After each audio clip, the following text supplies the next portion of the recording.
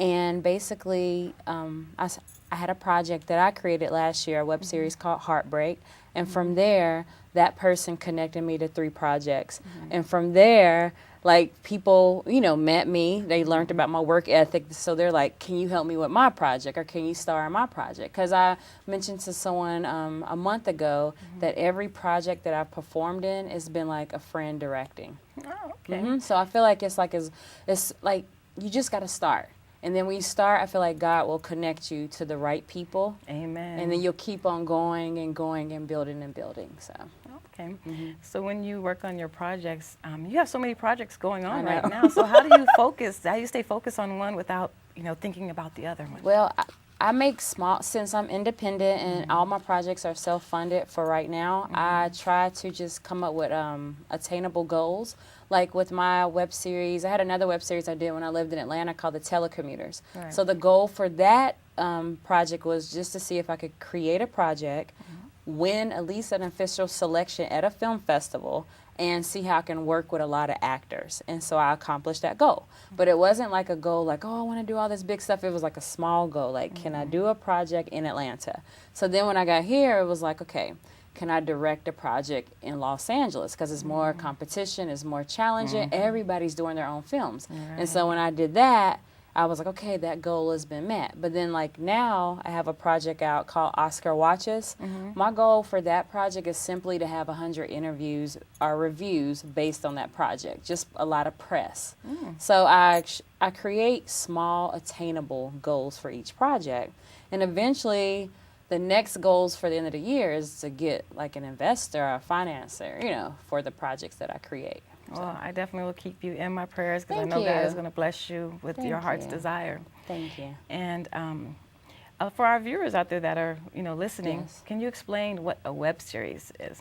A web series is like a television show. This is my personal web series. my thought of what a web series is. It's like a television show. You can create how many episodes that you want, but it needs to tell like a story. And each episode can range from, it depends on how many minutes you want it to be, but my episodes are normally like 10 minutes, or it can be as few as 5 minutes. Oh, for each web series? Each episode. Each episode? Yes, like the whole series collectively minutes, it might be like an hour and a half.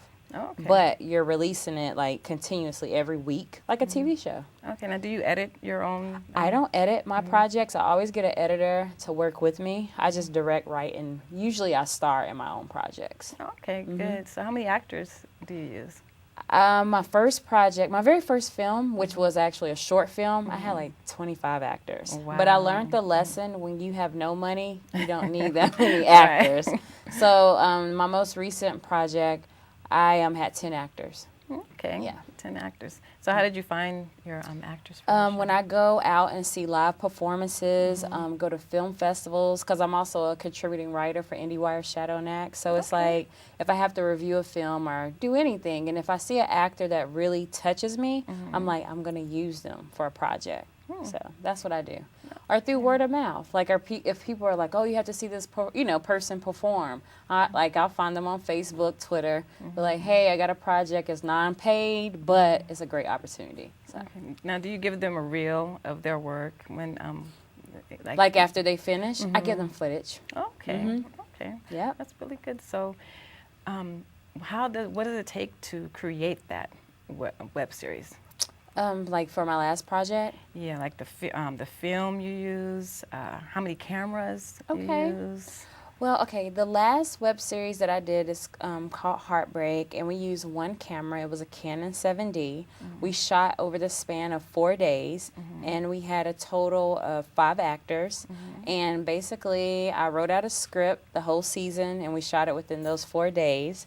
And after we got we broke down the scenes. We came up with the easiest shots first, and then we did the, more challenging shots later during the end of the shooting. And then I worked one-on-one with the editor to actually, clean it up, make sure everything looked like, my vision. And then I come up with a release date. And then I start churning them out online, and we start promoting PR, mainly using social media to get the word out. Right. So are you like a one-woman show? You do everything? Yeah. What a lot of people don't understand is when you're starting off, you're going to wear different hats. Because, you know, when I can remember doing, you know, radio, thinking it was going to be really easy, and only for 2 hours, just for 2 hours. You had to be the producer, the director, you had to introduce the guests, you had to make sure everything was cool. So, you know, for people that are listening, is if directing or writing or acting is something that you really want to do, just know that it's going to take a lot of hard work and sleepless nights. You don't sleep when you're pursuing something that you really want to do. Just recently, I had the honor, well, I guess honor, opportunity. A friend asked me to be a producer and perform in her project, but that's all I did. So I was like, I don't do anything else. She was like, nothing else. Just produce and perform. And so it felt very different because I didn't have to write. I didn't have to provide craft services. You know, it was like just 2 roles. And it's something interesting when you said producing. How did you produce, you know, being on the other side, you know, of the camera? Actually, you're still behind the scenes, but you're not really in front of the camera. Yeah. So what was your vision for that production? Well, the way I look at producing, and it might not be a conventional way of looking at it, I just look at it as project management. So it's like you come up with what needs to be done with the film, and then you assign people different tasks to get completed. And then, like, that person is the lead for, you know, accomplishing all the task or whatever. Have you ever had any experience with producing? It was something that you just, you know. Something I just did because I'm like, I have to do it. And it's like every time I would go to workshops and try to learn from big time producers, I never understood what they were saying because they just assumed that I should know. And I always would be like, well, what does a producer do? And so it took me to actually, you know, do it to realize it's just project management, and that's it. That's it. I think that's really important too. We should be helping each other more. Yep.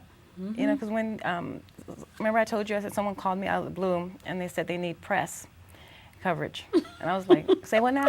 You know, press, you know, what is that? And then when you contacted me and you said the same exact thing, I said, well, I host a show called Street Therapy, and since you write and, you know, I looked at your website and I said, oh, I would love to have her, you know, come on. Yeah. So when you told me you actually do coverage for other things, I said, well, this is a perfect opportunity to ask her exactly what is, now that I have you, what is press coverage? Press coverage is when you want different media outlets to know about your project. And it's basically, I feel like all it is kind of like you're having a party for people to tell other people about what you've created. And I think press is one of the most important aspects of filmmaking that people kind of look at like, oh, that's not filmmaking or that's not part of it, but that's pivotal to success. Because like I know with me, without press, I wouldn't have been, like people would not be contacting me all the time to help them with their projects. It's like they found out about me through different websites. I've done other shows, you know, other interviews. And so I feel like press is so important. So like with me, I do press for A-list projects. Oh, okay. But I look at it as education. I look at it like, let me learn how the big people do it. You know, like the big budget films do it. Have you ever heard of Kickstarters? Yes. Yes. Have you ever? Yes. So have you ever had any success with Kickstarter? I did actually Indiegogo, and we raised $5,000. Oh, okay. Now, for doing your own projects, you know, your web series, how many episodes do you, like for Heart? Well, I know I was looking at something you did prior. Telecommuters, I did in Atlanta. We had 11 episodes. And so that was, but it was a micro episode, meaning it was shorter episodes, like 4 minutes each. Heartbreak, the episodes were longer. So it was like 10 minutes and then 15 minutes, and I only did 3 episodes. And the only reason I did 3 episodes is because the thing about web series is you really don't know what's going to happen with it. Like you don't know, like, it takes a lot of time to actually create, and I knew I wanted to just churn it out. You know, shoot it, get it out. So we shot it in January and released it May 1st. Okay. So, but it took some time, you know. Yeah, so it didn't really cost a lot of money to make. For that one, I probably spent like $800. Really? Well, you know, $800 is a lot of money. I think so. No, I think it's a lot too, and I'm so thankful that I had it to spend, but it wasn't up front. It would be like 200 here or, you know, 400 here. So it was spread it out, but I mean, it still was money. So you budget, you know, for each project. Yes, and I try.